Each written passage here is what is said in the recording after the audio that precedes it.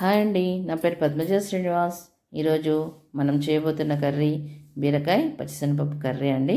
దీనికోసం ముందుగా stove on చేసి కడాయి పెట్టుకొని అందులో 2 టేబుల్ స్పూన్స్ ఆయిల్ వేసి బాగా కాలిన తర్వాత 2 స్పూన్ల తాలింపు గింజలు, 2 ఎండుమిర్చి, 2 రెమ్మల కరివేపాకు వేసి బాగా కాలనివ్వాలండి. అందులో ముందుగా సన్నగా తరిగి ఉంచుకున్న ఒక 5-6 పచ్చిమిరపకాయల ముక్కలను, ఒక పెద్ద ఉల్లిపాయ తరుగును వేసి బాగా వేపాలండి. ఈ వేయించేటప్పుడు స్టవ్ ఎప్పుడు కూడా సిమ్ మీద ఉండాలి. ఈ వేపుడు దోరగా ఉండాలండి. గోల్డెన్ బ్రౌన్ కలర్ వచ్చే వరకు వేయించాలి.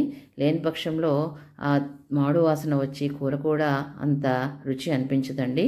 చాలా జాగ్రత్తగా గోల్డెన్ బ్రౌన్ కలర్ వచ్చే వరకు సిమ్ మీద ఉంచి వేపాలండి. ఈ మిశ్రమం వేగిన తర్వాత అందులో చిటికెడు పసుపుని యాడ్ చేయాలి. మేము పసుపు సొంతంగా తయారు చేసుకుంటామండి. పసుపు కొమ్మలు తీసుకువచ్చి బాగా ఎండపెట్టి వాటిని మరలో ఆడించినప్పుడు స్వచ్ఛమైన పసుపు వస్తుందండి. అది వాడతాం మేము. తర్వాత రుచికి సరిపడినంత సాల్ట్ వేయాలండి.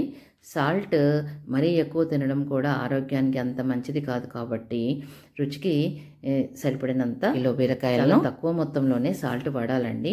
తర్వాత ముందుగా మనం సిద్ధంగా ఉంచుకున్నటువంటి అల్లం వెల్లుల్లి పేస్ట్ని వేసి బాగా దోరగా వేయించాలండి. అల్లం వెల్లుల్లి పేస్ట్ పచ్చివాసన పోయేంత వరకు వేపాలి.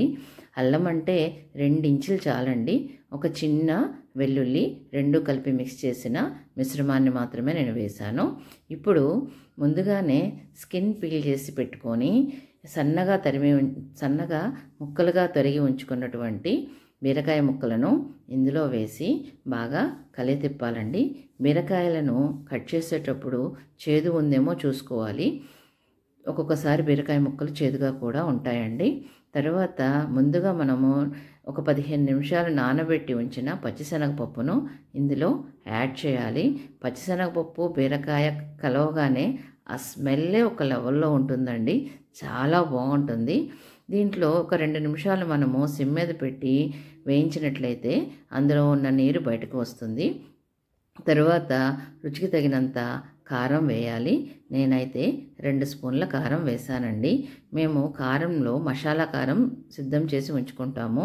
ఇందులో ధనియాలు, జీలకర్ర, వెల్లుల్లిపాయ, కరివేపాకు అన్నీ కలిపి వేసి ఉంచుతామండి. కారం చాలా వాసనగా మంచి సువాసనతో చాలా బాగుంటుందండి.